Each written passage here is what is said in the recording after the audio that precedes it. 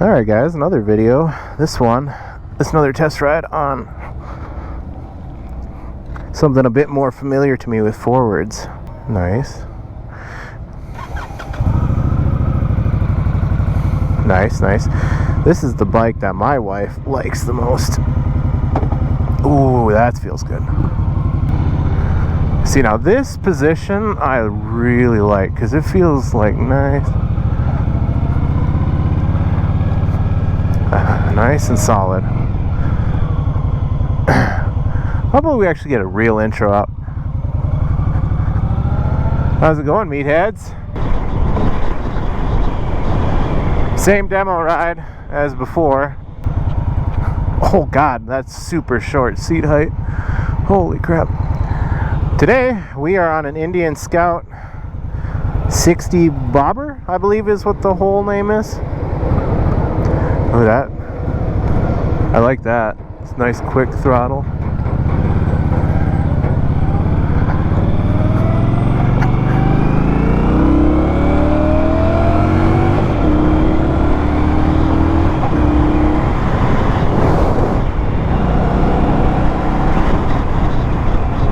I do like that they're letting us just take them out and go with it. Whoop! Chirp the rear wheel. Shifting down too quick. A little bit of rev hang, it seems. Oh, crap. Well, let's put her in neutral and talk about this bike real quick. So, Indian Scout Bobber 60, the 999cc, basically a 1000cc motor, liquid cooled. It's got all the steel braided cables, which is really nice for braking. Shifting down into first is nice. You go right ahead and you got the green light, sir. Oh, that thing picks up nice and easy. Up over that bump pretty nice.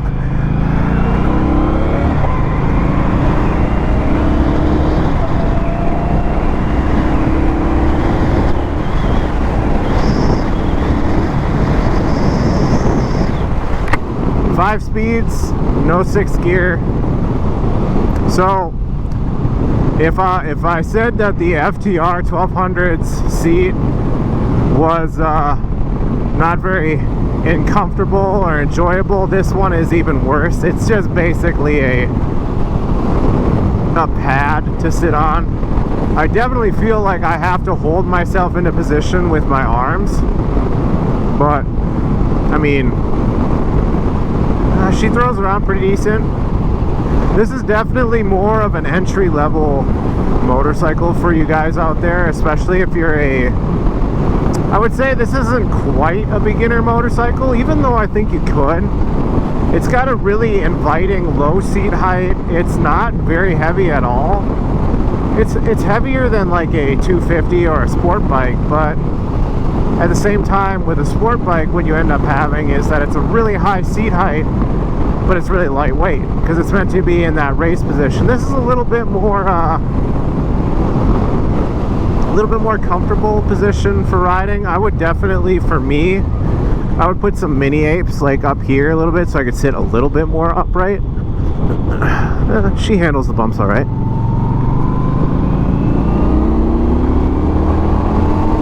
Oh, my butt is about to slide off the seat. I got too big a butt.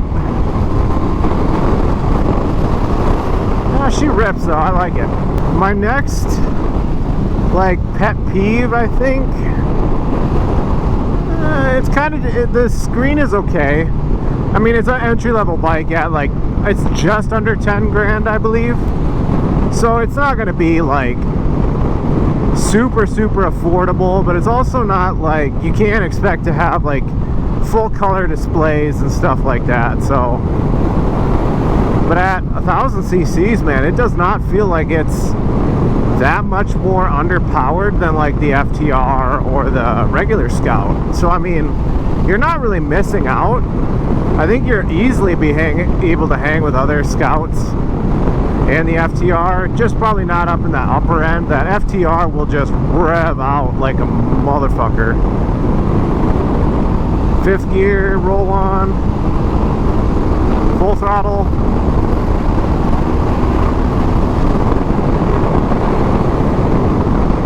I can definitely say though, she doesn't feel quite as powerful as my Road Glide.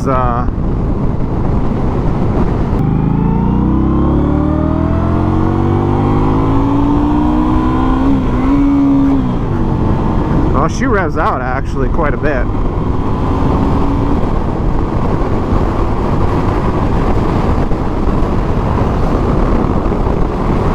Oh, she handles that curve just fine. This little curve. Let's get into it. Woo, yeah. Woo! Now she rips just fine. See, that's the thing that I gotta get used to about Indians versus Harleys, is that Indian, they tune their motor so that you just rev them out. And that's the beauty of a liquid cooled motor, is you can rev it out and have the power. I'm probably sitting way too low in the RPMs for this motor at 60 miles an hour. If I was in like 3,500 to get up to 60, we're probably at like 4. Yeah, she just still doesn't quite have the same amount of pickup at up there at the top like on my Road Glide. But then again, the Road Glide, when you're sitting at 60 miles an hour in 5th gear, I mean, you're at 3,000, you're about the same RPMs right here, but that's like right in its sweet spot. This one, it's, I think I would say that the sweet spot's probably up there around that like 6K RPMs. Oh, that was brakes, God. I will say Indian also does way better on their brakes than Harley does. Holy crap. Literally no take up, just bam, bite, and it slows you down. Oh, I could hear the suspension bounce over that. Yeah, that's a pretty nice click.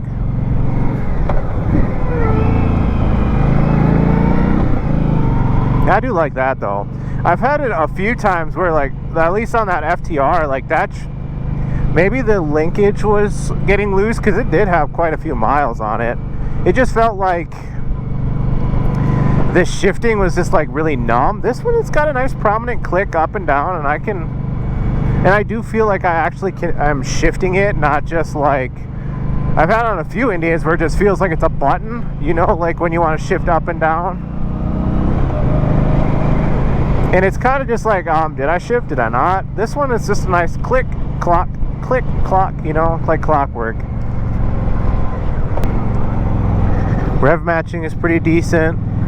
There's not a lot of engine braking with this, but then again, it's probably counterbalanced to hell, and it's meant to be smooth feeling and not meant to feel like you're on like a rubber mounted twin cam where when you shift down on that engine braking comes on hard and you don't use any of the brakes because you just are like blah, blah, shifting down and you're just, you know.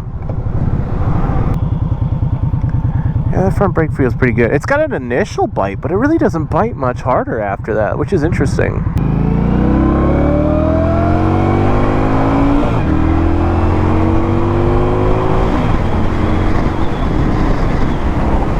Yeah, that power band is up there around 5,000, and that's like that's the tippy point of Harley. So at speed 55, no windscreen. It's definitely a lot of wind noise, but it's not unbearable, and I'm also not going into the wind right now, so she feels planted, she feels good. I would definitely recommend this to somebody as a second bike. That would be the person I would see owning this and who I would recommend owning this. Somebody who's had a first bike and is like, you know what, I'm ready for something else, something a little bit more powerful, something a little bit more quick. This might be a good one. I could see maybe an experienced person, like somebody with like dirt bike experience, going on and hopping on this bike and owning it as their first bike. But other than that though, I don't know if I would who else I would say would own this kind of motorcycle, because I don't see a super experienced person owning this as their sole motorcycle. I would see it as somebody who wants it as like a bar hopper as their second motorcycle, which is why it's called a bobber. but she definitely feels good. I would say my top things to swap out and change out on this bike would be handlebars. I feel like I want something that sits me upright more. Maybe some apes, some bobber apes on it. That would be the ideal setup, I think. I would definitely switch out the seat to something that's a little bit wider, something that cups me in a little bit more, because this bike does want to go, and since it does want to go, it's like it feels like the seat just doesn't hold me in place, and I'm going to just slide up off the back and get eaten out by the rear tire, you know.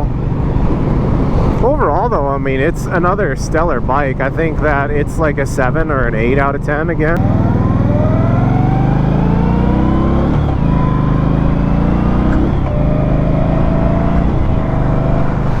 I'd also see this as a good bike as your soul bike if you lived in a pretty busy metropolitan city, because it's really easy to get around on it. It flicks around even with that fat front tire.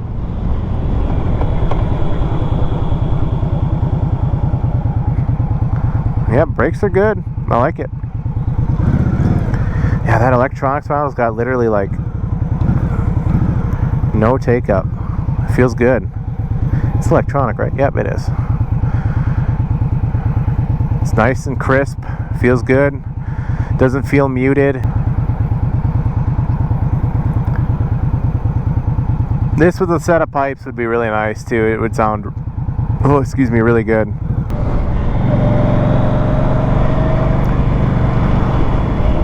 Too soon. Yeah, rev matching is a little different, but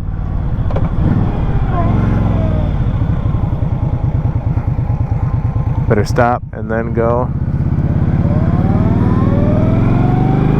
Little bump.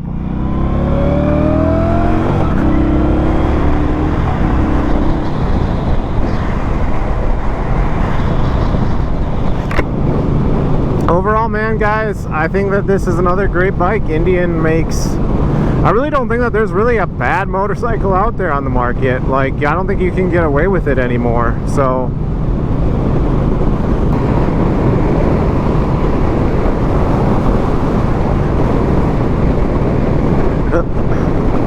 she handles bumps pretty good for stock suspension, but I mean, it's still stock suspension, and it's meant to be a plush ride, not a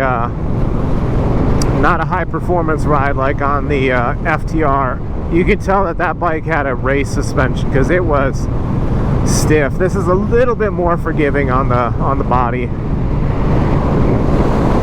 The mirrors are pretty much unusable for me on most bikes like this. It's just, they're in such a bad position that I can't even like really see around my shoulders. I would definitely have those bar end ones on this bike. Easy there, Ricer. Bloop bop.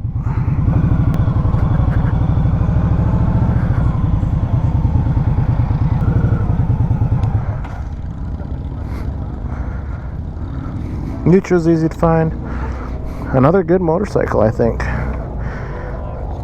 Well, yeah. Don't think you can go wrong with that one either. Well, that's another video for you guys.